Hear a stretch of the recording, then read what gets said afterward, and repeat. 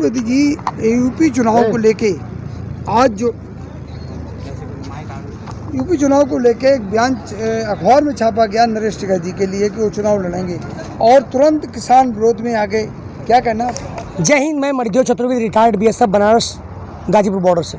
सबसे पहले मैं खंडन करना चाहता हूं कि उस बयान को, चूँकि ये जो समिति के सामने आया, उस पेपर की न्यूज़ समिति के सामने आया, लेकिन ऐसा उन्होंने कुछ नहीं कहा। तोड़ मरोड़ के जो मीडिया है, देखिए आ गया ना कंट्रोवर्सी कि किसान नाराज हैं, तो कहीं ना कहीं तोड़ मरोड़ के उस बयान को पेश किया गया। उससे नरेश टिकैत जी का कोई लेना देना नहीं है, पहली बात। दूसरी बात, ऑलरेडी पहले ऐलान हो चुका है कि 5 सितंबर को, जी हाँ 5 सितंबर को मुजफ्फरनगर में एक उत्तर प्रदेश का जहां चुनाव हो रहे हैं, सब चुनावों को लेकर के संयुक्त किसान मोर्चा, जी हाँ संयुक्त किसान एकता मोर्चा की बैठक हो रही है।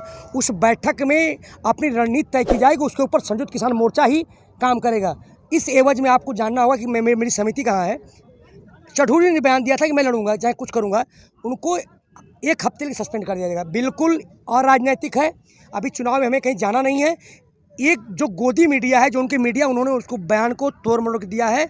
बिल्कुल हमारा जो संयुक्त किसान मोर्चा है, उसमें BQ भारतीय किसान यूनियन भी है, टिकैत, वो भी शामिल नहीं है, चुनाव लड़ने की मूड में नहीं है। लेकिन 5 तारीख को सारी संभावनाओं पर विचार किया जाएगा। लड़ भी सकते हैं, नहीं भी लड़ सकते, लेकिन आखिरी फैसला संयुक्त किसान एकता मोर्चा का होगा, जिसमें 40 संगठन है, रजिस्टर्ड 350 से 500 लोगों का समर्थन है, तो वो सबसे बड़ी रखता है। लेकिन आप बार बार ये तो कहते हैं कि हम बीजेपी का विरोध करेंगे और जो सत्ता में सरकार है उसका विरोध करेंगे, हम बीजेपी को जीतने नहीं देंगे। हो सकता है कि इसी का उन्होंने बदला लिया हो। जी बिल्कुल, मैं कहना चाहता हूं कि हम क्यों ना करें, जब यहाँ पे 200 किसानों की शहादत हो गई है, उनके माथे पर सिकन नहीं, यहाँ पर गर्मी सर्दी में झुलस रहे हैं, कोई उनको सिकन नहीं है, तो हम क्यों इनको चाहेंगे? अब तो हमको सत्ता से हटाना ही हमारा मुख्य मुद्दा है। MSP पर जो है कानून, अब बाहर कम बेचने पर सजा का प्रावधान हो, ये तो ये सरकार नहीं तो अगली सरकार तय करेगी, वो तो वापस जाना ही जाना है। लेकिन इस निर्मम सरकार, क्रूर सरकार, तना सरकार को सरकार को हमें बाहर रास्ता दिखाना ही होगा। वोट बैंक, वोट की चोट करके ही हम दम लेंगे। जी, आज किसानों पर तमाम देशद्रोह का मामला लगाया जाता है, अगर किसान कुछ बोलते हैं, आप क्या कहेंगे? जी बिल्कुल, जब भी ऐसा जन क्रांति आंदोलन होता है तो हमेशा लोगों को रौंदा जाता है, चाहे 77 का इमरजेंसी हो, चाहे ईस्ट इंडिया कंपनी हो, जिसने भी सच बोलने की जरूरत की रगड़ दिया गया। तो उसी प्रकार से आज भी मुझे बताइए, जिस प्रकार से पुलवामा का चैट लीक हुआ, वो सम्मान अर्नब गोस्वामी जाना चाहिए, लेकिन किसको गया? किसानों पर गया, पत्रकारों पर गया। लेकिन दिशा रवि को, ये जबकि सुप्रीम कोर्ट ने कई बार कह दिया है कि इनके नीतियों का विरोध करना कोई राष्ट्रद्रोह नहीं है, राष्ट्रद्रोह नहीं है। तो बताइए, इस देश में सुप्रीम कोर्ट बड़ा है कि ये लोग विधायक और MP MLA बड़े, कौन बड़ा है? तो उन्होंने कह दिया नीतियों का विरोध करना कोई राष्ट्रद्रोह नहीं है। उसको आप भारत टुकड़े गैंग, इनके छोटे भैया नेता, इनके बड़ बोलो बन के किसी एजेंसी ने कहा कि खालिस्तानी है, पाकिस्तानी, उनके ऊपर कार्रवाई नहीं हो रही है। वो कौन से लोग हैं जो भारत टुकड़े गैंग हमें बोल रहे हैं, हमें राष्ट्रद्रोही बोल रहे हैं, हमें कह रहे हैं कि पाकिस्तानी? कौन लोग हैं? एजेंसी कौन तय करेगा इस देश, कौन चलाएगा? तो कहीं ना कहीं इस देश में सिर्फ एक सोच चल रही, मोदी सोच। भाई भारतीय जनता पार्टी कहीं नहीं है, मोदी सोच, मोदी सरकार, भारत सरकार भी नहीं है। तो इस समय एक, जैसे कि तानाशाह हिटलर, मुसोलिनी, जिस प्रकार किम जोंग की शासन हो, यहाँ लोकतंत्र रह ही नहीं गया है। जिस प्रकार यूनाइटेड नेशन का दखल है, मैं तो अपील करना चाहूँगा कि यूनाइटेड नेशन को दखल देना चाहिए। यहाँ पे मोदी सरकार चल रही है, यहाँ पे भारत सरकार है ही नहीं। जी, जिस तरह 1861 का कानून है, लंदन में बनाया गया था, लेकिन वहाँ नहीं चल रहा है, यहाँ पे वो कानून फॉलो हो रहा है। जी, एक और मैं खुलासा देशवासियों को करना चाहूँगा। BSF, आर्मी, सेना और सैनिक बल, पुलिस, होमगार्ड, अग्निशमन अभी भी 1825, 1861 के ब्रिटिश कानून के दायरे में है। हम सेना के जवान, पुलिस के जवान, पैरामिलिट्री, BSF, CRP, ITBP के जवान भारतीय संविधान के दायरे में जीना चाहते हैं। लेकिन भारत स्वतंत्र हुआ, अभी तक हम उस दायरे में नहीं है। अभी भी वो कानून हम पे थोपा गया है जो 1861 में, जो राजद्रोह, मतलब उनकी नीतियों के विरुद्ध, जो भी अंग्रेजों की नीतियों के विरुद्ध जो भी आवाज़ उठाता था, बोलता था, उसको देशद्रोह, राष्ट्रद्रोह माना जाता है। अभी वो कानून क्यों, मैं पूछा था क्यों? तो कहीं ना कहीं अभी वो कानून इसलिए रखे गए हैं, 70 साल हमारे कांधे पर हल था, हमारी समस्याओं का हल नहीं। फिर भारतीय संसद मौन है।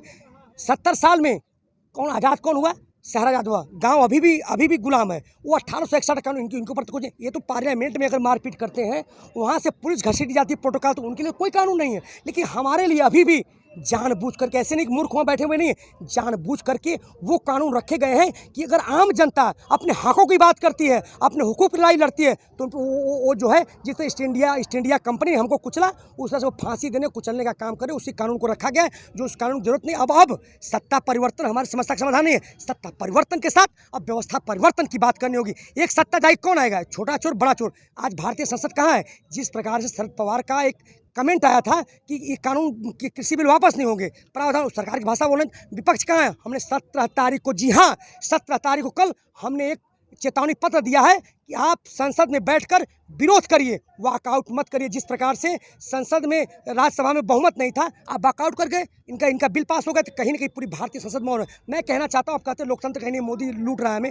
तो आप लोग इस्तीफा दे के हमारे साथ क्यों नहीं बैठते हैं? लेकिन 22 तारीख तक जिस प्रकार से हम अपना जो संसद भवन में जा रहे हैं, अपना धरना देंगे और हम तय करना चाहेंगे कि हमारे साथ विपक्ष है कि सत्ता तो है नहीं, विपक्ष कहाँ पर है, हमें पूरी भारतीय जनमानस जानना चाहती है। जी, एक अशोक पंडित हैं जो कि बॉम्बे से हैं। जी अशोक पंडित, हुई अशोक पंडित एक अभिनेता हैं, वो कौन होते हैं? इस देश की न्यायपालिका है। कहा कि हमने भी चूड़ियां नहीं पहन नहीं रखी हैं। तो देखिए, यही तो देश में चल रहा है, मतलब वो करे तो रामलीला, हम करे तो करेक्टर ढीला। वो बोले तो कंगना रनावत बोले तो सही है, आपके अर्नब गोस्वामी बोले सही है, गोदिया मोदी बोले सही है, उनके ऊपर कोई कार्रवाई नहीं। लेकिन अगर हम बोल दें, आपने उन्होंने बोला कि एक जंग होगी, लेकिन कितना कंट्रोवर्सी, जबकि टिकैत जी ने बोला कि गृह का जैसा फैल रहा है, जंग होगा, हमारे पर कार्रवाई यहाँ तो है कि राष्ट्रपति में गिरफ्तार कर लीजिए उनको। लेकिन वो बोल रहे हैं कि हमने चूड़ियाँ नहीं पहनी, यानी वो भी तो हिंसा कर रहे हैं, उनके लिए कोई कार्रवाई नहीं। तो इस देश से मान्यवर मित्रवर मेरे देशवासियों, लोकतंत्र कहाँ है? तो कहीं ना कहीं आज लोकतंत्र खत्म हो चुका है। जिंदा हो तो दिल्ली आजा, संघर्षों में शामिल हो, अभी नहीं तो कभी नहीं। इस समय एक हिंदुस्तान एक नया दिशा के लिए खड़ा हुआ है और एक नया इबारत लिखेगा, विश्वगुरु लिखेगा। जी बिल्कुल।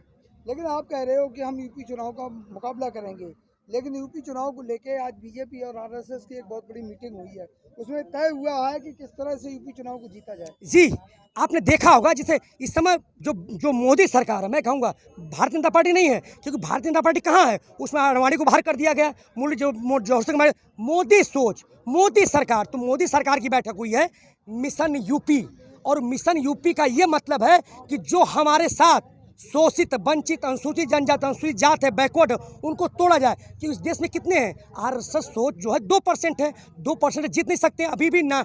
हम जो है, जो 2% वो लोग हैं, 98% बैकवर्ड है, अनुसूचित राज कौन कर रहा है वो करें, तो उनको तोड़ने का प्रयास किया जा रहा है। उसी मिशन यूपी के तहत पहला जो ट्रायल किया गया था, हमें उलझाया गया था अमित वाल्मीकि को। आप दिखाएंगे यहाँ 50 मीटर की दूरी पर क्यों भेजा गया? सवाल उठता है ना, उलझाने के लिए कि वाल्मीकि समाज के किसान विरोधी हैं, बांटने के लिए। इसीलिए मीटिंग हुआ है कि आरएसएस कैसे, जो 98% हमारे खिलाफ हो गए हैं, आज एक झंडे के नीचे खड़े हैं, उनको कैसे तोड़ा जाए। यही यूपी मिशन है, यही भाजपा का मिशन है। जी हाँ, हम सतर्क हो गए हैं। चतुर्वेदी जी, तमाम लोग कहते हैं, आप भी कहते हैं कि 2019 में धोखा हुआ है और हमने गलती से सरकार चुन ली, कहीं ये जनता फिर ना धोखा कर दे। जी अब बिल्कुल नहीं। जिस तरह से हम यहाँ गर्मियों में झुलसे हैं, बरसातों में हमने पानी में भीगा है, सर्दियों में सुकड़े हैं, अब कदापि नहीं। मर सकते हैं लेकिन गर्दन झुका सकते नहीं। उस देश की सरहद को कोई छू नहीं सकता जिस देश की सरहद के निगहबान हो जवान, किसान, मजदूर। अब हम पीछे नहीं हटेंगे। जान गए हैं उन्हें विकास के नाम पर छला। आप जानते हो, उन्होंने कहा 2 करोड़ युवाओं को रोजगार देंगे, 3 दशक का रिकॉर्ड तोड़ा, और वो कह रहे थे कि लोगों की आय दुगनी हो जाएगी। क्या हुआ? आज हम सबसे ज़्यादा इनके शासनकाल में किसानों ने आत्महत्या की, तो कहीं ना कहीं सबसे बोलते थे कि 15 लाख देंगे, इनके जमाने में सबसे बड़ा बैंक फ्रॉड हुआ। तो कहीं ना कहीं ये बैकफुट पे है और इसकी कलई खुल चुकी है, जनता जाग चुकी है और बिल्कुल अब पीछे नहीं हटेगी। इनको नंगा कर, जिस तरह से आपको उत्तरांचल में हुआ, यहाँ हुआ, पंजाब नगर निगम पंजाब में हुआ, दिल्ली में हुआ, बंगाल में रथ रोका गया है, इनकी रीढ़ की हड्डी यूपी में तोड़ेंगे। जय हिंद, जय भारत।